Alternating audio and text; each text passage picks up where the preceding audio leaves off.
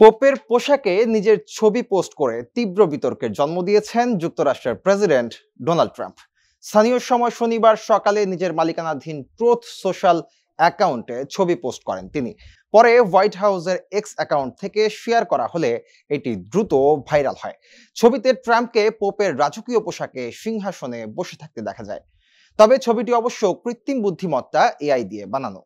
Pope ফ্রান্সিসের মৃত্যুর পর ট্রাম্পের এমন পোস্ট নেটিজেনদের মধ্যে মিশ্র প্রতিক্রিয়া সৃষ্টি করেছে। কেউ কেউ এটিকে মজা ও বিনোদন হিসেবে দেখছেন, আবার অনেকে এটিকে পোপের প্রতি চরম অসম্মানজনক হিসেবে সমালোচনা করেছেন। এক্সে একজন মন্তব্য করেন, পোপের মৃত্যুতে এমন রসিকতা অত্যন্ত দুর্ভাগ্যজনক এবং অসম্মানজনক। তবে ট্রাম্পের কিছু সমর্থক তার পক্ষ নিয়ে বলেন, এটি কেবল একটি মজার ছলে তৈরি করা ছবি, এটিকে এত গুরুত্ব দেওয়ার কিছু নেই।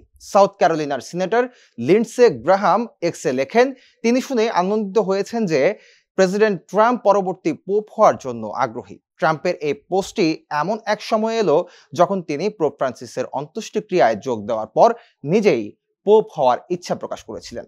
এরই মধ্যে ট্রাম্পের পোপের পোশাকে ছবি পোস্ট করা নিয়ে সামাজিক মাধ্যমে চলছে বিতর্ক।